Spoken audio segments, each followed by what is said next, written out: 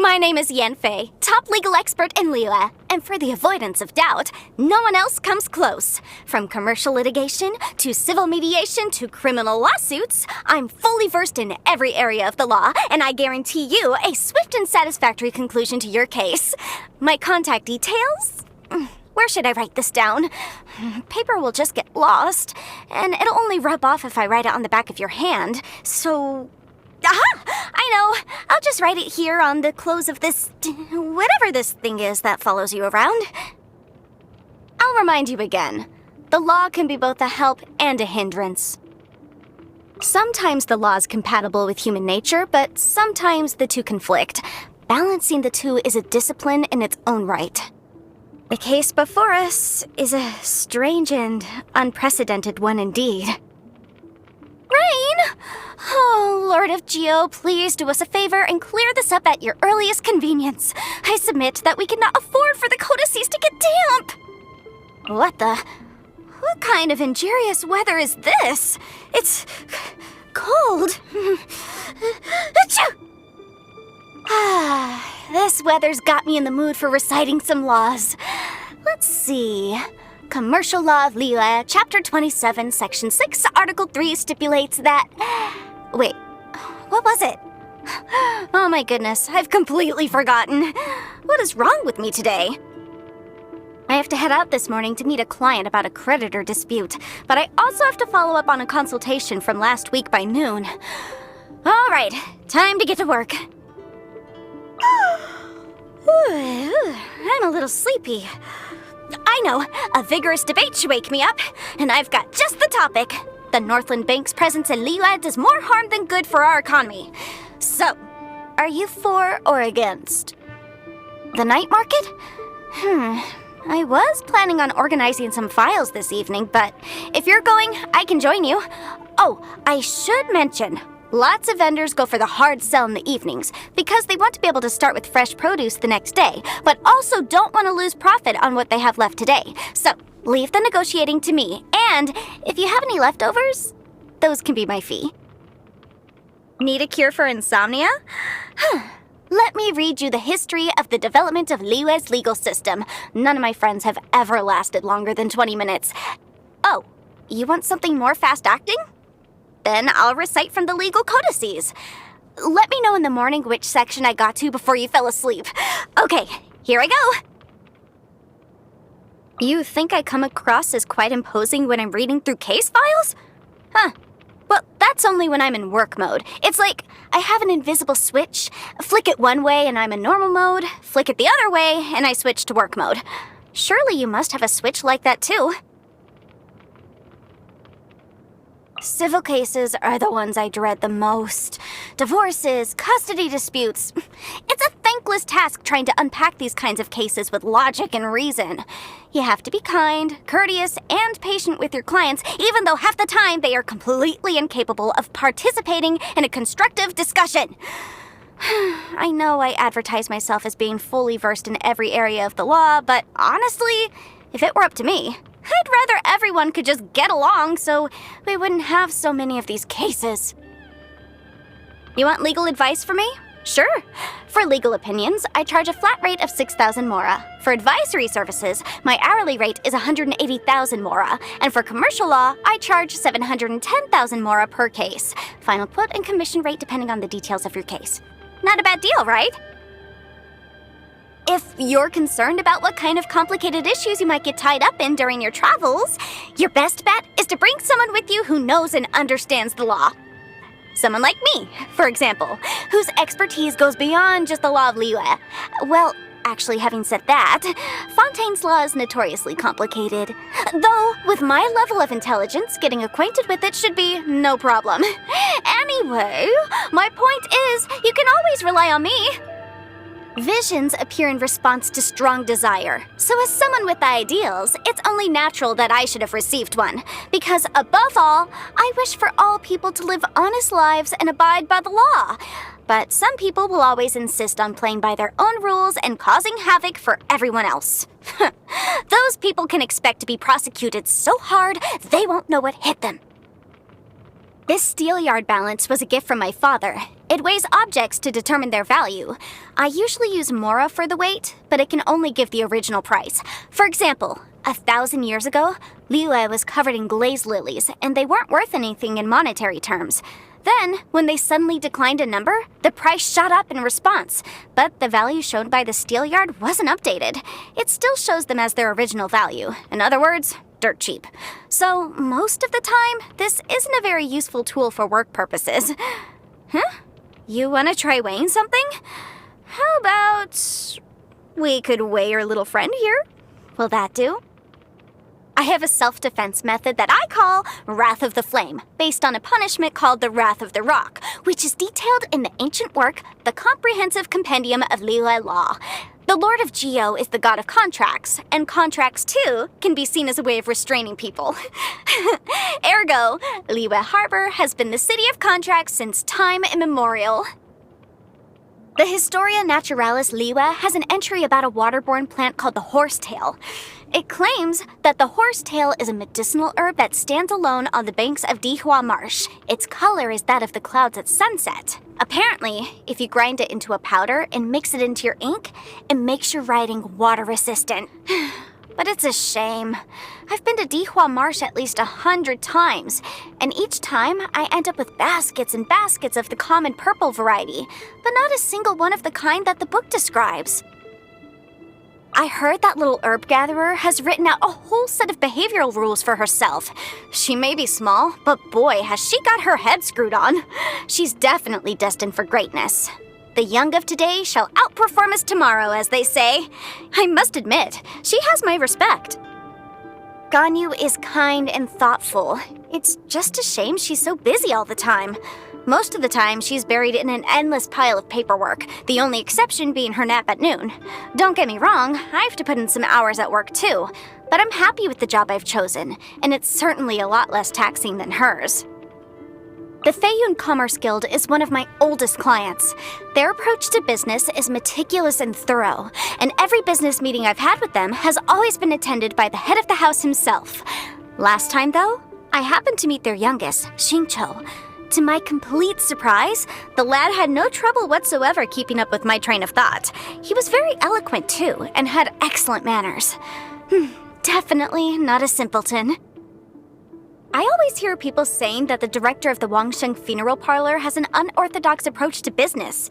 They think she's gone a little non-compos mentis after being in the funeral business so long. What are these people talking about?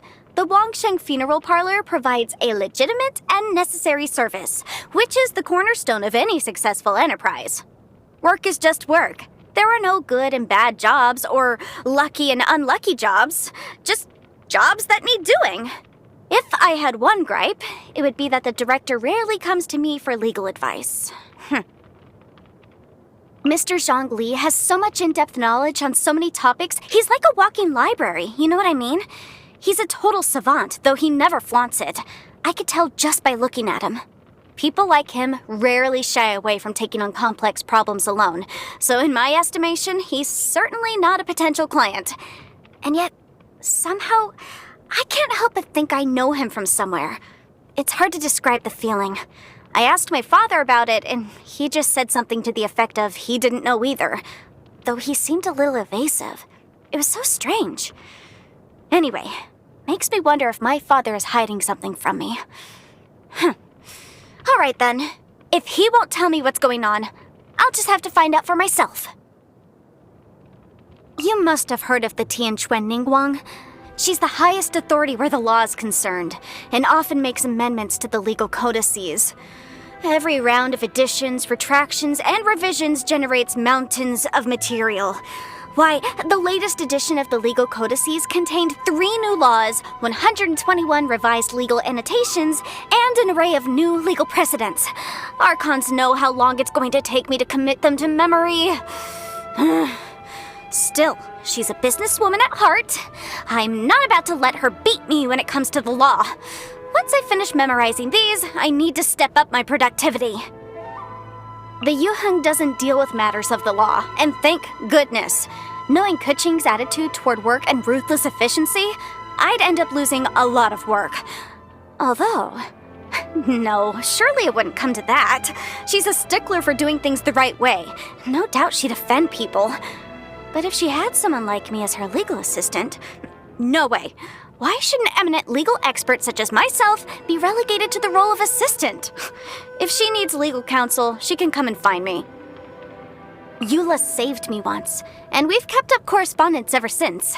She's very familiar with the Knights of Favonius' legislation, but has never been one to be bound by convention. She uses cunning logic to deal with problems flexibly. Perhaps the reason we get along so easily is that I'm a similar type myself. Still, I'll never acquire that carefree spirit of hers. We are in very different professions after all. A client? Very pleased to meet you. Here's my card. I'm afraid I can't leave my desk today. If it's a dispute we're dealing with, then please bring the relevant parties here to see me. Let me just give you a breakdown of my fees. One moment. Huh? You came just to chat? No fee necessary then. So just to clarify, you came to chat as friends with a legal expert that you've never met before. Care to explain? These antlers? Oh, well, my father is an Adeptus, so I have Adeptus blood myself. Still, I was born during peacetime here in Liyue. I never signed a contract with Rex Lapis. Naturally, I don't have to concern myself with Adeptal affairs. I'm free to focus on the life I want to live. Works for me. Contracts of that magnitude, lifelong commitments? I've only ever signed one with my father. It's about living happily, I suppose. That's the kind of person he is. I'm proud of him for that. If he'd wanted me to sign a different contract, say, one about working myself into the ground, or stepping on others to achieve success, I would have ran away by now. Sometimes the commercial disputes I handle don't end very pleasantly. The other party might win compensation way in excess of the damages, or pay damages far exceeding the costs. Such is the price of violating a contract. Some people say I'm pretty terrifying. Others try to avoid me altogether. But I don't need to explain myself to anyone. Since the very beginning, the welfare of Liyue has been my primary concern. Think about it. The origin of disputes can be traced back to the violation of contracts. People are a lot less likely to violate contracts when they see the fallout. Making sure that people realize the importance of contracts is a crucial part of my work. Most of the time, I feel that I have a happy and laid-back existence. I have a successful career, clothes on my back, and the freedom to go wherever I please. I've also got quite a way with words. Nobody can beat me in a debate, and yet there is no law or standard that can define a happy life. For me, interesting people and engaging affairs, knowing where to go and which path to choose, these are all enough to bring me happiness. And on that note, you too are a source of happiness for me. In any case, whatever the life you live, the most important thing is to respect and understand the law. After all, as soon as you stray from the law, the world begins to fall to ruin. My hobbies are reading and appraisal. Reading begets knowledge, appraisal improves judgment. As such, I read everything and appraise anything. If you don't believe me, bring something over sometime. If there's a market for it, my estimate won't be far off. Take this stone, for example. Must be, 600 mora.